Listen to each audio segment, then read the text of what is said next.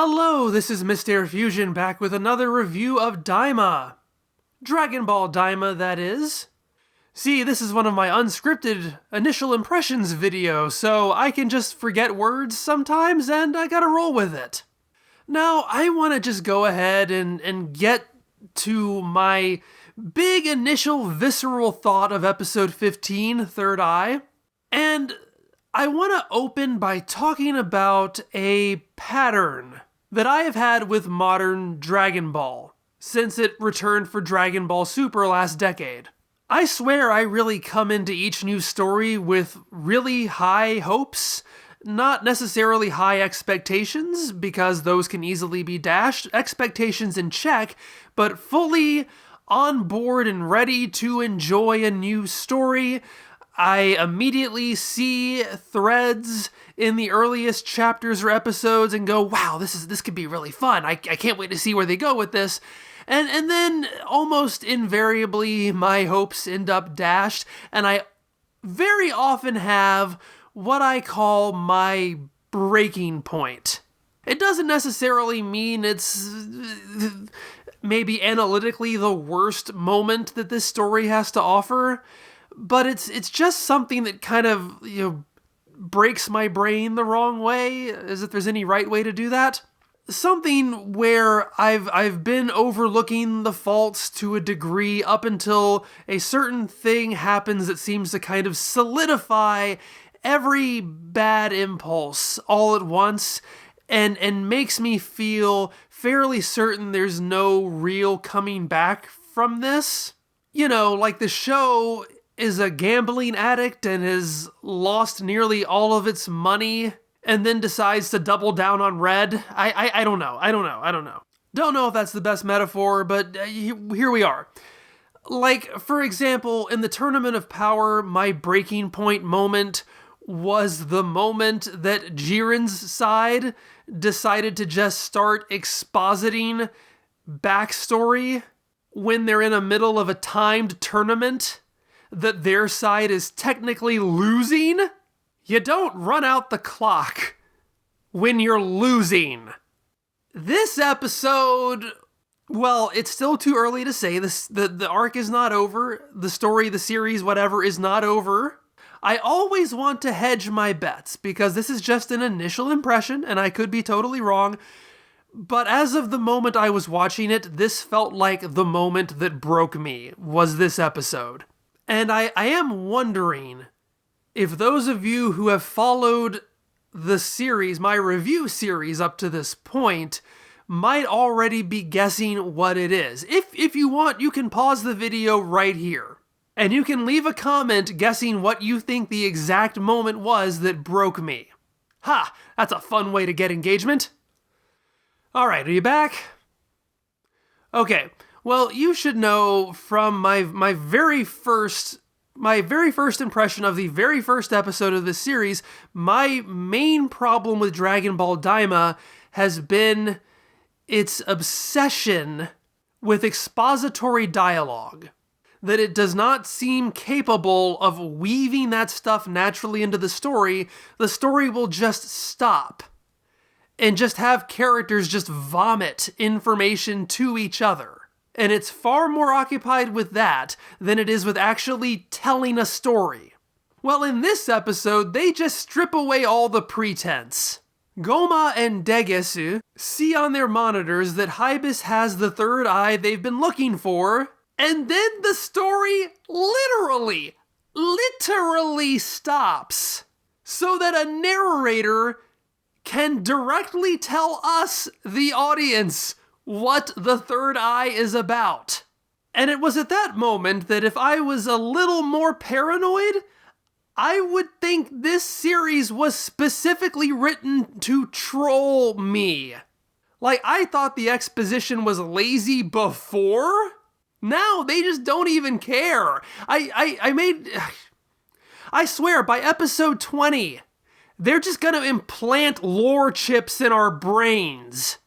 Now, this is not a story that this fits into. This has not been framed as some kind of big, storybook that's being read to us. They just went full-on non-diegetic here. completely out of nowhere. And you may say that DB always has a narrator, but what's so crazy about this is that it's not even the show's narrator. I don't know who this is. It's a completely different voice I've never heard before, who just starts talking to me. It's just the voices in my head again. I thought I was going crazy. I thought that maybe this had to be, maybe I wasn't right, like maybe it was the king of the third demon world. I don't know. I had to go and check the credits to make sure I didn't say anything stupid. This wasn't an already established character that I was supposed to recognize. And again, unless I'm missing the actors' names, the narrator is credited separately as third eye narrator. It's very much not the regular narrator, who is Oolong's voice actor. Tatsuta Naoki, is that right? I think so. So, like, for sheer WTF-ery, I cannot think of anything more jarring than a moment that completely breaks the stylistic tone of the show, literally stops the story, and distracts you the entire time by going, who is talking to me? I can only think of one possibility that might make this, in retrospect, seem charming or a compelling twist or something. And like, if this ends up being a story that, like, the slime dude, the creator of the world, the Raimasu, is telling us, maybe that could work. But right now, it really just seems like they're taking the biggest weakness of this show and just, like, ballooning it to hitherto unimagined proportions. Like, it is totally given up on trying to tell a coherent narrative or a natural narrative. And the flashback, as it is shown in flashback, it doesn't really tell us all that much we didn't already know. Like, we know that the Demon Kings had it, we know that it was lost, we know that it's powerful and people want it. It does give us a little more detail. We know that it went missing because Dabra recruited somebody to steal it from his father, and that guy was then killed in the third demon world and the eye was lost. And then Dabra uses the lack of an eye to usurp his father. And, okay, again, that's fine Wikipedia stuff, but Dabra's not a character in this story. Who cares?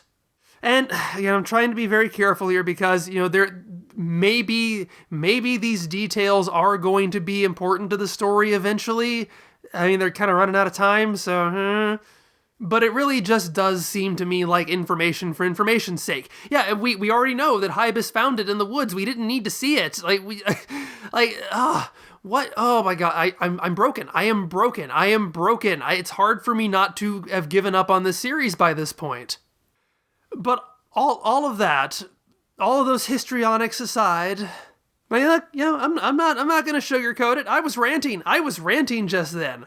And you could find me as insufferable as I found that particular moment. Fine. I get it. I totally get it. I can barely stand to be around me sometimes. So, fine. All that said, though, this was not a terrible episode in and of itself. It was just terrible for what it represented to me. That's why it's a breaking point. It was fine. But of course, that in and of itself has kind of been an issue where most of the episodes have been they're fine. The action was fine.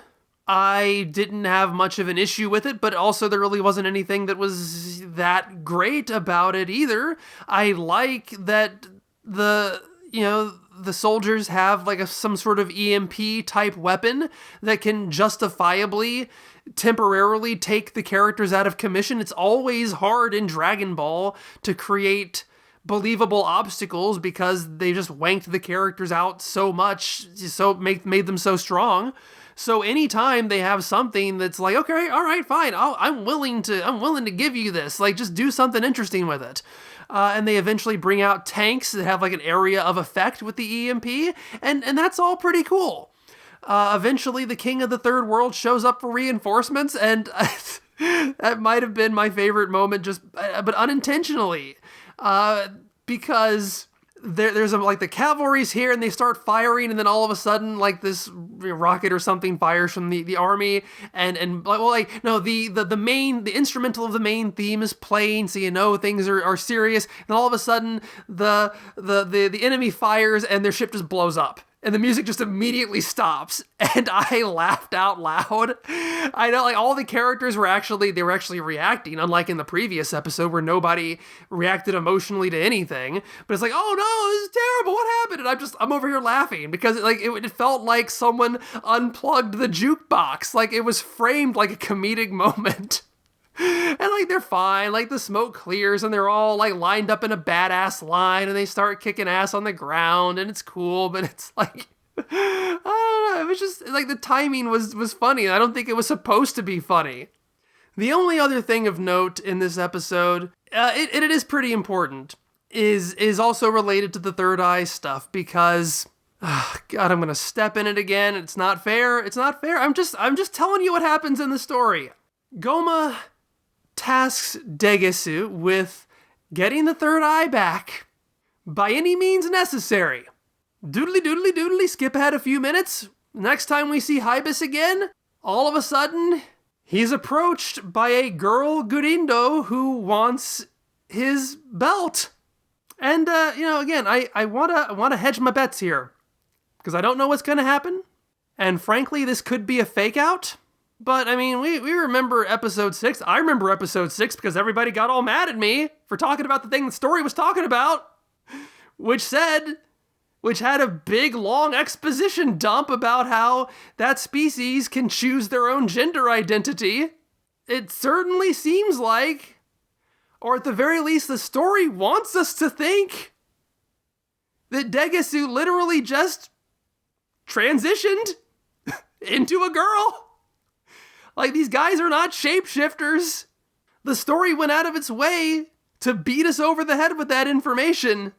Degesu got trans. Like, I don't know, like, you be mad at me all you want. That really does seem like what just happened here. I don't know what else to tell you.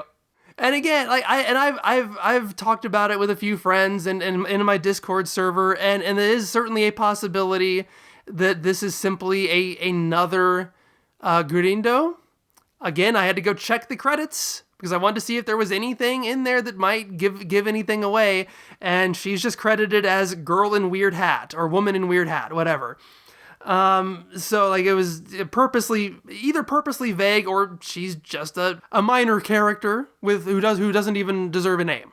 But it certainly at the very least seems like if that's not what happened, then the show is purposely faking us out. They want us to think that's what happened. Otherwise, again, there doesn't seem to be any point of way back in episode 6 to even tell us all this stuff if it wasn't going to be paid off. It's there. Oh boy, why do you? I feel like this show is made to either troll me or it's written just explicitly to get people mad at me. It's not fair. I don't want people to be mad at me. And it is a pretty charming scene where, because the woman in the weird hat, offers a kiss in exchange for Hibis's belt, and Hibis is like, I don't want that, but I do want your hat though, and like, she thinks to herself, okay, well, I guess that worked out the way I wanted it to, but I'm still a little bit insulted. And it's just this, Hibis is probably the most interesting character in this story, and even then he's basically just like a more metrosexual Yajirobe. I don't think people still use that term anymore. I will say my only issue with that, though, is that despite the ridiculous exposition scene, I still, like, you come into a scene like this where a character makes a big mistake that's going to doom them all, but they don't know it, but we know it. And that's usually a good moment to have tension in your story. Because you're like, no, don't do that. No, you're making a terrible mistake. But I couldn't really feel any of that in this scene, because despite all the exposition, I still don't really know what the point of the eye is. I mean, yes, I know in a general sense, the exposition, the narrator, the random narrator, says, that it's a source of great magic power, and we kind of see a shadowy figure bulk up and like flex his muscles and all that kind of stuff. But like I don't really know what exactly is at stake here. I don't know what exactly is going to make things harder for our heroes with Goma or whoever, if this is a fake out, has this. It's just like, it's a very generic, very generalized, it's a powerful thing that the bad guys want, but there's nothing specific enough that allows me to feel tension over them losing it. It hasn't benefited the heroes in any way, and there's nothing specific about what the eye is going to be able to do. Although, granted, I think we all know it's gonna give Goma a transformation. I'm calling it right now. It's gonna it's gonna transform him into a big buff dude. It's gonna be a power upgrade, obviously, because that's all this series, all this franchise knows how to do, is give people power upgrades. 40th verse, same as the first. I'm just dying for something new, something I haven't seen before. And I hope I'm wrong. I want to be wrong. I really want to be wrong. But that's about all I have to say about episode 15, so let's jump into episode 16, which I'm recording a week later. Alright, it's a week later, I'm now back for episode 16, and I enjoyed this episode a lot better than I enjoyed either 15 or 14. And I do think that a lot of that is because this episode was better, or at the very least lacking in a lot of the really terrible, stupid things the previous two episodes have suffered from. I also can't dismiss the possibility that this feels a lot better by comparison. See, We Got a Podcast has been covering Tenchi Muyo, which got me to get back into that series because I loved Tenchi as a kid, and I decided to catch up on the 20 years worth of new series that have come out since then. And I know I've been complaining about exposition in Daima, but oh my goodness, I have never seen storytelling as bad as in the 4th and 5th Tenchi OVA series. A lot of other things wrong about that too, but good lord, people will literally just sit and exposit at each other for the entire length of multiple episodes and nothing ever happens. And I just finished that yesterday, mercifully. So it could just be that anything seems better by comparison, but there really wasn't any exposition in this episode at all. Needless to say, I had a much better time than I did when I was ranting last week. So, last week I made 2 predictions. One of them I was right about, and one of them I was wrong about. For me, it was a week ago. For you, it was a couple of minutes ago. So let's start with what I got right. The third eye is a power-up transformation device, and Goma becomes a big buff dude at the end of the episode, and he looks just like Jiren. But yeah, I totally called that one. Totally called it, and I can bask in that for just a second before I then have to pivot to how very, very, very, very wrong I was. And let me be clear, this is all one video. I could have edited out the preceding stuff you heard where I was wrong. I'm not doing that. And that is, it is shown in this episode that Hat Girl, or formerly Hat Girl, because she doesn't have a hat anymore, is not actually Degesu. She is just some person that he hired to get the belt for her. I was wrong, but I don't think I was wrong for thinking so, and I was definitely not the only person thinking so, because I have seen a lot of discourse on this since I recorded that previous section. And while I had fun in the last section of this video that I recorded last week, going all, oh no, I don't want anyone to be mad at me, because honestly, ideally, I would prefer people not be mad at me for talking about this. But I do think that it's more important to say now than ever, trans rights. So let me reiterate, trans rights. For the sole reason that I believe that everybody deserves to be able to live openly and with dignity. But when it comes to me reviewing Dragon Ball, while there are certainly ideas and concepts that would make me happy to see on screen, if it fits the story, I am ultimately just trying to review the story, and my prediction, my guess on where it was going, was based on the most logical interpretation of events based on what the story itself had given me. And yes, I was framing it as a coded potential trans or gender variant type of way. But you can call it transformation, you can call it metamorphosis, you can call it whatever you want. My issue is what it's always been, is that the story is choosing to stop the story to relay information that isn't important. It's the same Chekhov's gun argument I made way back in the Cyan arc about the Serpentine Road and falling to hell and how that never amounts to anything. It's a law of conservation of detail. So really, my wrong guess is me just trying to give the story credit for actually competently telling a story. That it's telling me these things about how the Gurindo function in order to set up a payoff for when they actually do those things. And, over the course of the week, my friend Lady Zeon, who also is doing recap videos for Daima, so please check those out as well, was laughing at me going, it's hilarious you think this show is actually going to pay off things that it sets up. But it's like, I want to be a fair reviewer. I want to give the show the benefit of the doubt that if it brings something up, it's going to pay it off.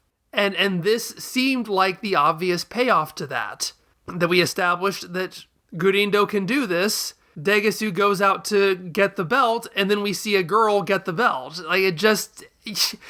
Call me crazy for thinking the story is actually going to be told competently.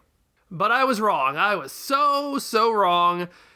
But for what it's worth, Hatless Girl, well, she ends up being kind of a disposable character. She really just serves to replace Degisu once he leaves, which I'm going to get to in a minute, to be the person that Goma interacts with. So narratively, Degisu really did kind of turn into a girl, functionally speaking.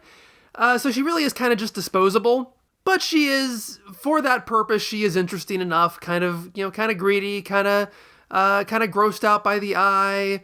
Nothing to write home about, but, it's something. I mean, actually, she's probably more interesting than Degisu is. And she's only been in 2 episodes. Alright, so basically speaking, in this episode, the assault finishes, the heroes get to the castle, they fight the Kenpei Tokusentai and defeat them. Then they confront Degisu, who has kidnapped Dende to use as a hostage. They get Dende back, thanks to Glorio hopping in and saving the day unexpectedly. However, Errand Girl, Hatless Girl, delivers the third eye to Goma, and he's able to transform. That's the episode. And that's a pretty decent structure for an episode. What works for me is that it's really charming in a comedic sense. What doesn't work for me is that its attempts at drama kind of fall flat. So there are peaks and valleys of quality here. I'm going to go ahead and start with the negative just to get it out of the way. The fight with the Kenpei Tokusentai, it's fine. It's what you'd expect. They're not much of a challenge. There are no real twists. Vegeta just beats them, and it's like, okay, that's fine. Whatever. It's set up that the teams split so that Goku, Vegeta, Piccolo, and Shin go off to get Dende. But then there's this really sort of portentous moment where Pansy decides to follow after them, and also a portentous moment where Glorio notices that she's running off after them, and what's gonna happen there? And really, nothing happens there. It's like, they confront Degisu, and he holds a gun to Dende's head to stop them, but then Pansy makes her appearance and accomplishes nothing. And then Glorio makes his appearance and tosses the hat and, takes out Degisu with the weird hat, which I do like. But it's like you could restructure that so it's just Pansy goes with them initially, and you still have Glorio maybe give that meaningful look, and then he shows up to save the day. There was no reason to separate Pansy. I didn't know if that was going to result in her having her own motivations or doing her own thing or sneaking into somebody's room and, furthering her own agenda or revealing an agenda. But no, it's nothing. She follows them and then she's with them. I don't get what the point was there. Same thing, like Degisu is ultimately betraying or attempting to betray Goma. He wants the eye for himself. but it feels kind of empty. We don't really learn anything about why. When Shin confronts him, there's no real chemistry or history there. You know, Shin just has the most generic line about it, which is, oh, you're greedy and selfish and evil, blah, and that's it. And then once they defeat him and he's being led away, Shin looks after him with a meaningful look, but there's nothing there. I mean, there's no character connection there, so it just feels like it's trying to sell drama that doesn't really exist. But all that said, this episode is really, really funny. The fight with the Tokusentai might not be that interesting, but they actually kind of sold me on the concept with one simple thing. Once they're defeated, they're happy about it. And as I'm saying that now, I'm suddenly feeling reminded of Majin Ku and how he's just happy about everything. So maybe we're piling up too much characters who are kind of the same.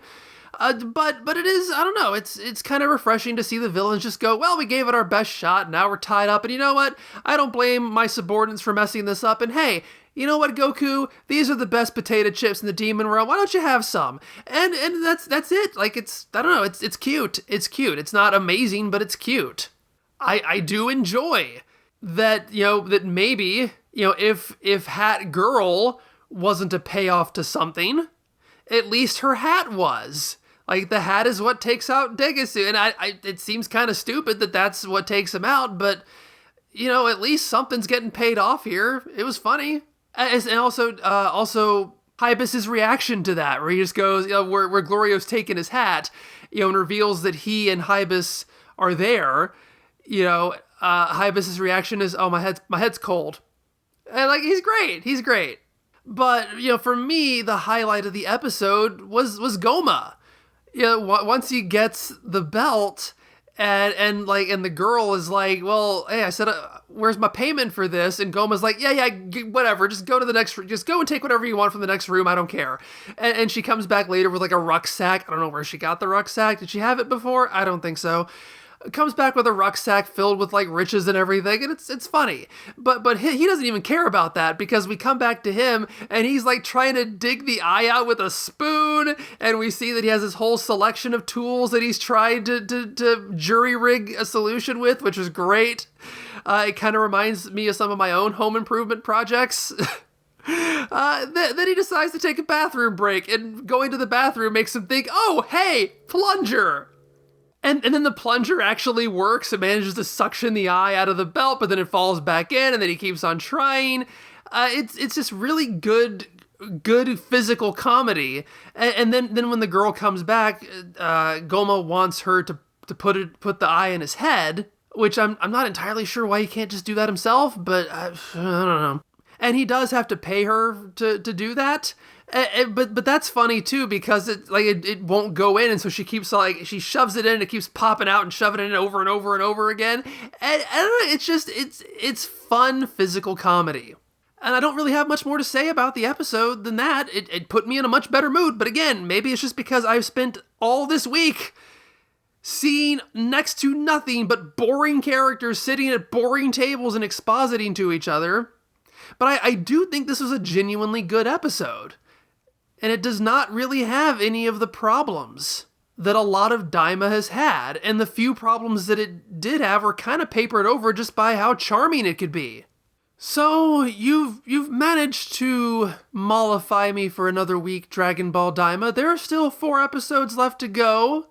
I'm still not sure if I've gotten over just how bad 14 and 15 were. I haven't forgotten, that's for sure. But I always want to give credit where credit is due, and I really want this series to finish on a strong note, and we will see if it does. So thank you so much for watching, for listening to my initial ramblings. I hope I gave you something of entertainment value.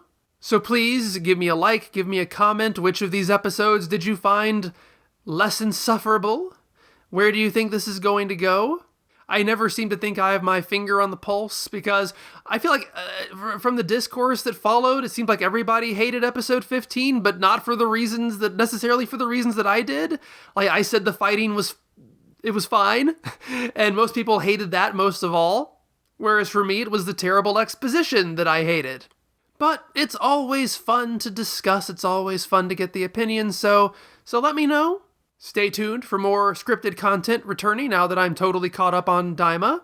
And if you can, please support me on Patreon, with tiers starting as low as $1 a month to help support the channel. Thank you so much. Have a great day. See you later!